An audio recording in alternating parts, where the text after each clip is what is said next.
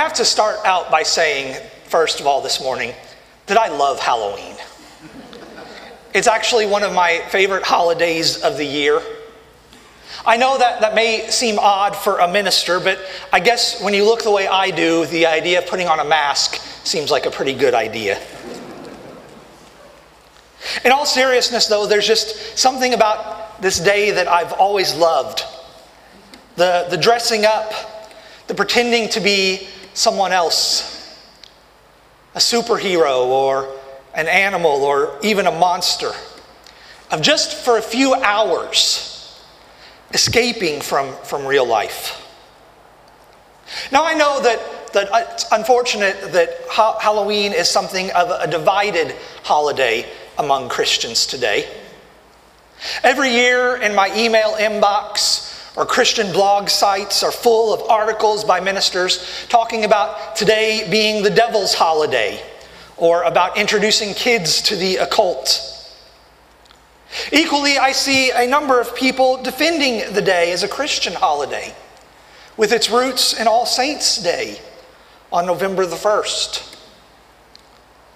Now the truth, as always, lies somewhere in between. So this morning, we're going to talk about Halloween. We're going to talk about All Saints' Day. We're going to talk about what we can learn from them and what we can put to use in our lives today. First of all, we're going to have a little history lesson. We're talking about the history of Halloween and All Saints. I have to admit that I was a little surprised when we moved here to the UK and discovered that Halloween isn't nearly as big of a holiday here as it is back in the States. After all, it's over here where Halloween started. It's over here where All Saints' Day got started. And the roots of this go back hundreds or even thousands of years to the Celtic and Gaelic festival of Samhain, which I do have to admit has roots that are pre-Christian. Samhain was believed by the Druids to be the Lord of the Dead. His festival fell on November 1st, and the Druids believed that upon death, the souls of good people were taken up by good spirits to paradise, and the souls of wicked people were left to wander the earth, or the space between the earth and the moon. And the Druids believed that on the eve of his festival, that Samhain called all the wicked souls that had died within the past 12 months.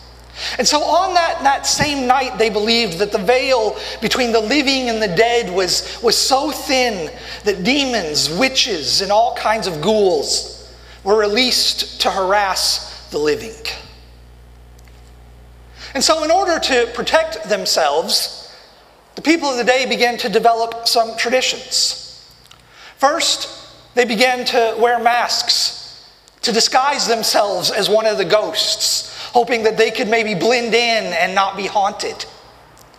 This evolved into our tradition of wearing costumes on Halloween. Secondly, to scare the evil spirits from even getting near their house in the first place, they carved scary faces into gourds or pumpkins and placed them at the entryways to their house, which has become our jack-o'-lanterns. Finally, they would leave out a variety of treats. No sweets like we have today, but fruits and vegetables, etc., in the belief or the hope that the spirits would be satisfied and leave you alone. And if you didn't satisfy them, it was believed that the ghosts would trick you by casting a spell and wreaking havoc on your house. Thus, trick-or-treating was born. Now, as I said, there is a lot of paganism, there is a lot of superstition that lies behind some of these beliefs going back thousands of years here in this country. But I also have to note that we can't be too hard on them because these were literally pre-Christian times that they believed this. The gospel had not yet been preached in this country. They had not yet been introduced to Jesus Christ. And so when the church was established, when the church was beginning to make inroads into bringing the gospel to people in this island. They found this festival and they decided that they weren't going to be able to supplant it. They weren't going to be able to get rid of it. The superstition was too deep. And so they instead decided that they would subvert it. They responded to this in the same way that they did many other pagan festivals. They turned it around and they made it about Christ instead. In order to establish a rival celebration to better educate believers, the church designated the 1st of November as All Saints' Day, or All Hallows' Day. Now, as to the date being November 1st and the reason that they chose this is actually the same reason that we celebrate Christmas on December 25th. Did you guys know this? Jesus was almost certainly not born on December 25th. Probably wasn't even born in December. Most scholars believe that due to the timing, Jesus' birthday is probably in September. But there was another festival going on in the Roman world at the time called the Festival of Sol Invictus, or the Invincible Sun, celebrating that day when the days begin to get longer again, whenever the winter had begun to recede. And they take that day of the Invincible Sun and they made it about the Son of God instead. And that's how we get the date for Christmas. It's how we get the date for Halloween. This is a day that celebrated and honored all the saints, all the people of God who had died in the previous year. And just as Christmas Day has Christmas Eve, All Hallows Day, All Hallows Evening had All Hallows Evening, which was eventually shortened and corrupted down to the word Halloween. If you have any doubts as to how this happens in the English language, you are free to try to explain to me how this became Southwark. 3 years, I still don't understand that. But jokes about pronunciation aside, the evening before was intended to be a day to prepare your heart and mind for the actual day. And eventually, like I said, the superstitions got mixed up with church doctrine, which got corrupted by modern commercialism. And today we have a day that is not really about ghosts and ghouls or about saints or the living or the dead. It's mostly a day about candy and masks. Today you're just as likely to see an Avenger or a Jedi at your door as you are a ghost or a skeleton. So that is the history of Halloween. That's the history of All Saints' Day. So now what can we learn from it? What can we do with it? After all, we admit that it was a day that has pre-Christian roots, that has a little bit of a problematic superstition in it. We know that it's a day that has been hopefully redeemed by the church. So what do we gain from this day? And I think the first thing is that remembering all those, the example of those who have gone before. Now, when the Roman Catholic Church first established All Saints' Day, the emphasis was a little bit different than it is now. It was Pope Gregory IV, and somewhere around 835 AD, who first proclaimed this a day of obligation to remember the saints with a capital S, the martyrs who had given their lives for the faith. After the Reformation, with the emphasis moving from the saints to the saints being the priesthood of all believers, this idea became extended that it was a day to remember all those who had died. Not just for their faith, but in the faith. Many churches use this Sunday as a time to read out the names of those who have passed away in the previous year. Our church has a tradition of doing this at the annual church meeting, but the idea is the same. To remember those that we have lost, to honor their witness in the faith, and to remember that we will see them again one day. Which leads me to the second thing that we learn from All Saints' Day. And that is that we have the promise of heaven. Now, this day's associations with the dead and the afterlife, this naturally makes us think about our own mortality. About remembering that one day we too will join that great cloud of witnesses in the sky that is worshiping God constantly and continually in heaven. So maybe it is somewhat fitting that our pre-Christian ancestors thought the veil between the worlds was thin on this day. My wife and I were recently having a conversation about what we would look like in heaven. Will we look the same as we did on the day we died? Will we look as we were in our prime? Will we look at all? Will we have a physical appearance at all? John gets just a bit of a peek into heaven in our scripture reading this morning.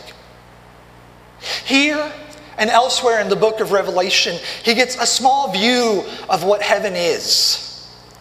Now, whether it will be the streets of gold and crystal seas that he describes, whether it be the cloudy landscape that popular culture has left us with today, we don't know.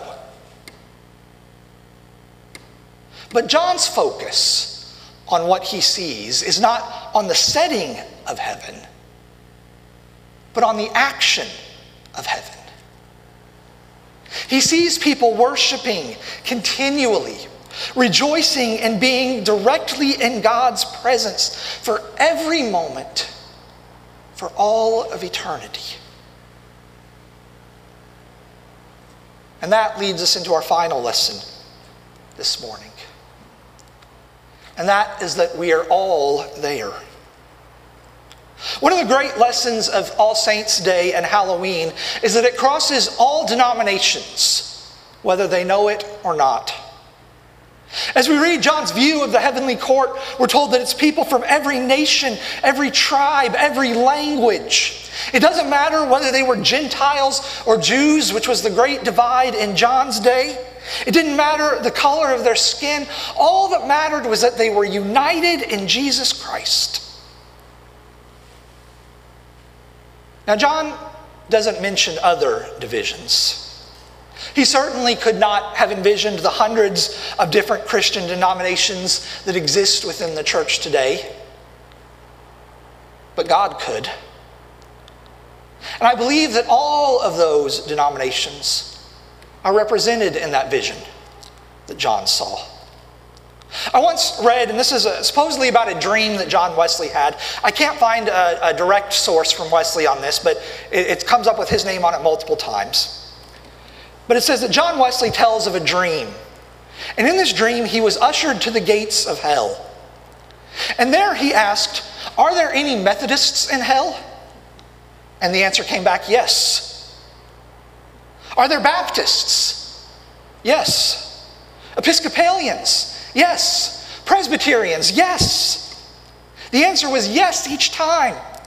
It says, much distressed in his dream, Wesley was then ushered to the gates of heaven, and he asked the same question. He said, "Are there any Methodists in heaven?" And the answer came back, "No." "Are there Baptists in heaven?" "No." "Are there Catholics in heaven?" "No." And finally he said, "Who then is worthy to be inside?" And the answer came back, "There are only Christians here." There are only Christians here. As I said, there are literally hundreds of different denominations that exist around the world today. There are over half a dozen just within the town limits of Godalming itself. And each of those denominations has different ideas on how to approach God, on how to worship Him, how to witness and approach people in this world. And those denominations will disagree widely on some issues. But I believe that each and every church exists for a reason. Each one is reaching people in a way that other denominations can't. Sometimes they're reaching people in ways that other churches within the same denomination can't. And I believe that it doesn't matter what church we go to. As long as we're worshiping Christ, we will be there in heaven. I had a lady at a previous church. She was not a member of our church, but she had been attending for about 30 years at the time I was there. Faithful attendee, was there each and every Sunday. Every year, she would be approached to ask whether she wanted to join the church on Membership Sunday, and each year she would quietly say no. And finally, one year, I got up the courage to ask her why. And she said, she says, it's kind of silly, but she says, my husband was a Presbyterian. And she said, I'm afraid if I join the Methodists, that we won't be in the same section of heaven together.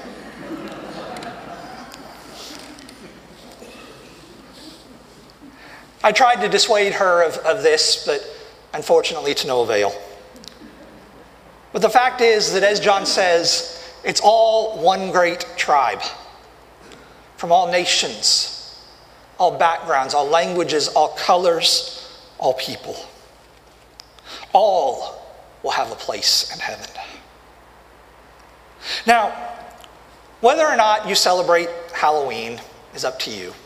Whether you see it as problematic or just a harmless bit of fun, the day that it represents, the day that it precedes All Saints' Day, this is an important day in the church.